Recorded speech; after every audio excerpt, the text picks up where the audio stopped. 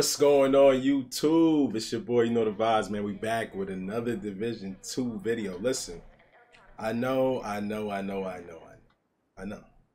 Some people are upset. You know what I'm saying? Some people are upset today. You gotta ask yourself, why? Why? One thing I didn't understand, about this new update is not only did we all want change to the update, but people were upset about how the change was gonna come. Right? Like we had to know that, a change was coming, right? So you ask yourself, like, what kind of change were you expecting? And the entire community was complaining about the expertise system just not being 100% fixed or working as intended or working correctly or incorrect scales.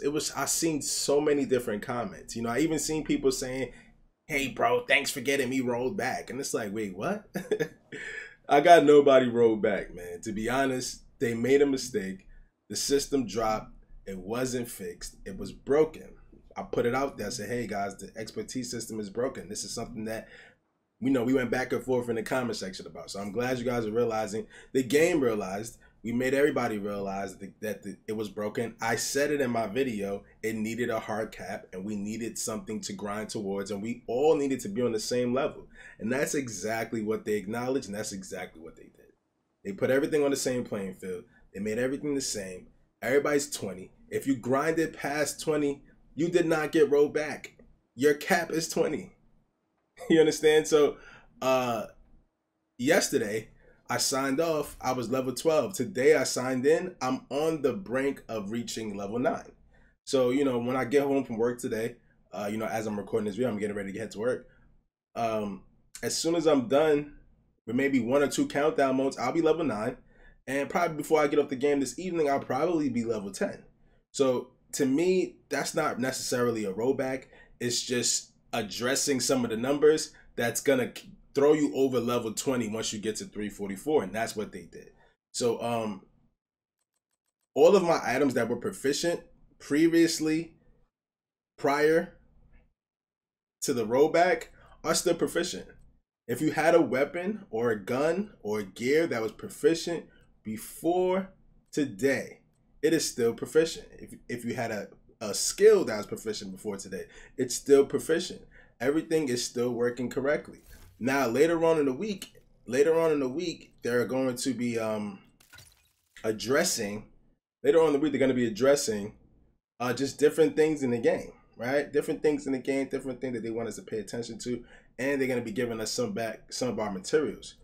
So you're going to see like caches of just materials. It should come. I believe it should come in caches. I'm not sure how else they're going to give us back materials.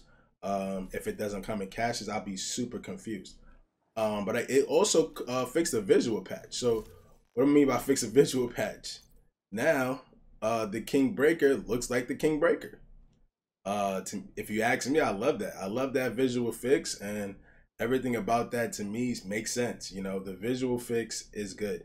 And for those people that are saying, oh, the tombs doesn't work, that's not the perfect way to farm, that's not the fast, it's the most boring way to farm your expertise, but it is the most efficient and fastest way to farm XP. I just challenge you to find something different. There is another way to do it that's a little less tedious, or a little less boring. You can do the raid on Discovery, and when you get to Razorback, you can just jam the drones over and over and over again, and just don't complete Razorback. Just continuously jam the drones with you and some teammates. And every time you jam the drones, you'll get expertise XP for that. So that's another way to go about it. I was going to do a video on it, but I was like, nah, there's no point in doing that. I could just tell you guys, right? So that's another way to grind your expertise. So grinding now, you don't have to worry about, oh, somebody does it this way, somebody does it that way. If you want to take your time with the expertise system, please, by all means, take your time with the expertise system. So you're not just rushing through. Some people don't want to finish quick. Some people do. Some people want to get it over with. If that's your grind and you want to get it over with, then by all means, please just go hard, get it over with, and then you'll be at 20. And that's going to be the cap. That's where everyone will end up when they're done with their grind. So, as far as everything goes, as far as the game goes, continue to grind the game, continue to go hard. And to be honest, you guys are just doing your thing. And, there's nothing they can say to you. There's nothing that could happen. There's no more what ifs anymore. We've asked, they responded, uh, they made it clear on what they wanted to talk about. But one last thing before I go, I definitely wanted to address this, and this is something that I do believe that we're not paying attention to as much. Okay, so I thought this was important to note.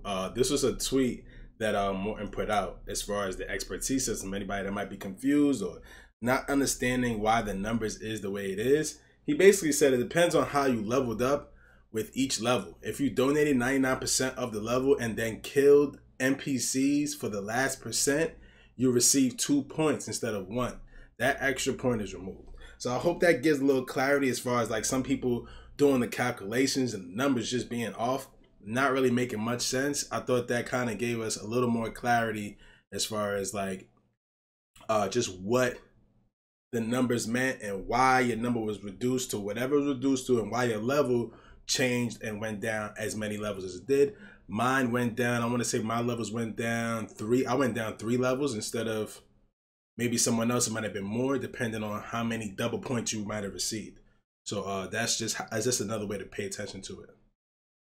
And in closing, this is pretty much how he wrapped it up. It's basically saying we're a small team with a big game doing a lot of things. It sometimes ends in things not being as intended, but we keep pushing to give you all a great time with the game. So basically they're just admitting that, you know, they pretty much messed up. They had no idea that it was broken. I'm not sure why we keep putting out content that's broken, but I do believe that they genuinely want to get things right. And this is just another step in that direction. Like you can't continuously keep looking at it negatively, because to me, to be honest, the only negative thing I could say is if something isn't being done at all. Now, if there's nothing being done at all and nobody's putting in any work and no changes are being made, then you can say, hey, listen, the devs don't give a damn. They're working on what they can with the team that they have. So, you know, I appreciate that, of course. But at the end of the day, now we can start to focus on some of the smaller things that are broken and some of the bigger bugs we have and some of the other glitches that's in the game and buffs that's broken. You know, right now there's a nasty Dread Edict buff in the Dark Zone that I'm seeing people abuse. So those things are the next steps to get in, you know, some of those things fixed so we can all enjoy the game on both aspects, PvE, PvP, whatever it is. Yeah, but that's it, man. I hope you guys enjoyed this video. If you did, smash that thumbs up button. Subscribe if you're new, and I appreciate you guys. Catch you guys for the next one. Peace.